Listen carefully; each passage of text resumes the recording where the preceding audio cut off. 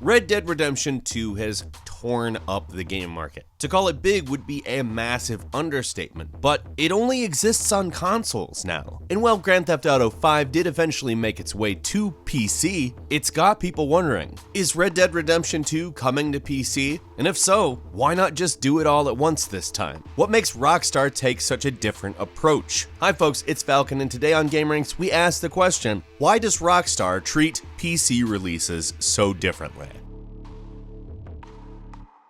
So, well, at the moment, we don't have official confirmation that Red Dead Redemption 2, a massive hit, is coming to the PC. We do know that Grand Theft Auto 5 didn't just stay on the PS4 and Xbox One. Over time, it was ported to PC, and that's pretty much the best version of it. Still, this is an interesting approach. No one really knows if the PC version is coming, but we also kinda know that the PC version is coming. About 4 months before the release date of Red Dead Redemption 2 on PS4 and Xbox One, a group called TGFG, which hunts for Easter eggs, they're the people who found Grand Theft Auto 5's alien mission, if you need to know their claim to fame, were snooping around on team members' LinkedIn profiles and found a certain individual had their job listed as the programmer for Beta Raider on the iPhone, LA Noire on PS3, Xbox, and PC, Grand Theft Auto 5 on PS3, PS4, Xbox 360, Xbox One, and PC, and Red Dead Redemption 2 on PS4, Xbox One, and PC. Now, as you might expect, that final slip kind of says, hey, a person working on the game is saying that they're working on the PC version, and I don't think anyone's shocked. The thing is, Grand Theft Auto 5's PC version, like I said, is kind of the superior version of the game and is raking in the cash to this very day. It's available on Steam, for instance, for $30. It's never too high from the top of the charts, and along with that purchase, you get Grand Theft Auto Online, which is kind of a money-making platform for them. They make a ton of money with Grand Theft Auto Online, and that's on an ongoing basis. You buy a $30 game, and then you get access to an online world as well that you can spend more real money in. I think we've talked about the ethics of that type of a situation more than once, but you can understand why it would make sense to make a PC version of a game that's already successful. It's probably also going to be successful. So when you see a programmer's professional profile saying they're working on the PC version of a game, it doesn't sound absurd, even if they haven't announced it. And again, they still haven't announced it. This was months ago, and that particular platform was scrubbed from that particular programmer's LinkedIn profile, but I think we all are fairly certain it'll eventually come to PC. When? We don't know. Exactly what the nature of that release will be, I couldn't tell you. But it was really only Grand Theft Auto 5 that had an obscene wait in between its console and its PC release. We look back at Grand Theft Auto 3, it was released on PS2 in October 2001. 7 months later, it hit PC. Vice City hit in October of 2002, and 7 months later, it hit the PC. San Andreas hit in October of 2004, PC in June of 2005.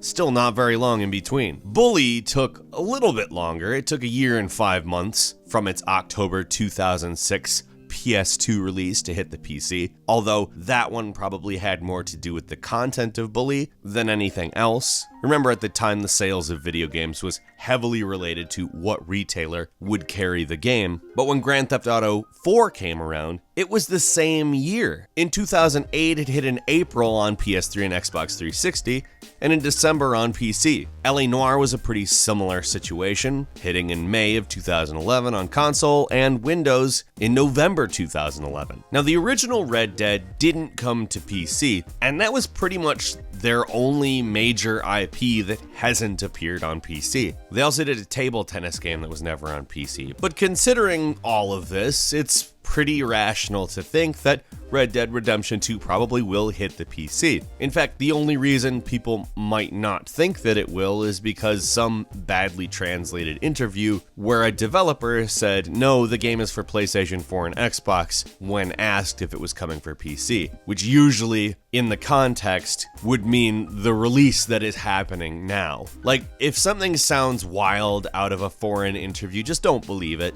it's probably badly translated and people are trying to make sensation out of it. Most likely. People definitely like to seize on that kind of crap. And while Grand Theft Auto 5 is absolutely not a trend, it is a single game, the approach that they took with that ended up making them a lot of money. And I'll tell you why. It's not just because of the microtransactions of Grand Theft Auto Online or the fact that it's highly ranked on Steam or anything like that. The reason why the PC version has sold so well is because there was quite a bit of time in between the console versions, which if you remember, the PS3 and Xbox 360 version looked alright, the PS4 and Xbox One version looked quite good, and finally the PC version was the definitive version of the game. This is both because the PC platform allows for much better graphics, as it is not standardized, and because the amount of time that passed between the games allowed them to do little tweaks and change things that made the game look and perform better. Now, while these sound like quality reasons, the ultimate reason that I think that Grand Theft Auto 5 is indicative of a new approach towards multiple platforms. Somebody who bought it on PS3 is gonna think, well, I haven't played the game in a while and wow, it looks so much better than on the PS3. I'll buy it again, why not? And if they don't buy it again when it's first released on PC at full price, they may wait a little while and think, I'd like to play Grand Theft Auto again, but I definitely don't want to fire up that PS3 again. Have my $30 Rockstar, enjoy. Oh, and also have my $5. And my $5, and my $5, and also my $5. Yeah, it hurts a little bit more when you say it like that, doesn't it? If you double dipped and bought the game on multiple platforms, that's why they're waiting. They're pretty sure that waiting will make people more likely to do that double dip. And then of course there's the holy grail of the triple dip. I bought it on PS3, but why not get it on PS4? It looks way better. I bought it on PS4, but console graphics suck ass compared to PC graphics. I want to play it on Ultra. Shut up and take my money already. And then of course there's the unlikely people who just literally buy it on every platform for completionist reasons. I don't want to try to account for how many of those people there are because frankly I don't want to know. But they exist. And I'm guessing that the double dip pool is probably not that small. Otherwise, there's probably no reason that Red Dead Redemption shouldn't be out on PC right now. And I'll tell you why. The Xbox One, the PS4, and the PC really don't have very different architecture anymore. None of it's astoundingly different to program for. I mean, there's tweaks, sure. It's not exactly the same, but you're not writing it for a bunch of different processor architecture. You're certainly not writing it for particularly different graphics architecture. It's money. I mean, I hate to be like, hey, check out this really simple answer to this frankly pretty frustrating question. It's money. I mean, it's more than money. Obviously, we went through a bunch of context here that led us to just simply saying it's money. It's not really a particularly satisfying answer, just say it's money. We wouldn't really be worth our salt if we didn't build that context. But yeah, they want to sell the game to people more than once. They're probably never gonna say that. It's not a really nice thing to admit. It's basically ripping people off. But, I mean, that's actually probably one of the less skeevy things that companies do. That's not to defend it or anything, but like the whole loot box thing, they literally are like, oh yeah, we're just gonna break the law in countries where this is officially recognized as gambling. We don't care. Like, that's amazing. So, while this isn't nice, and I certainly want to point this out as something that Rockstar is definitely doing, at least it's pretty easy to arm yourself against. If you want the best possible version, wait a little while. It'll be on PC. But if you just want to play a game that's good, that's fun, and you're not obsessed with the graphics and how they stack up to other platforms' graphics, just buy it on whatever and play it.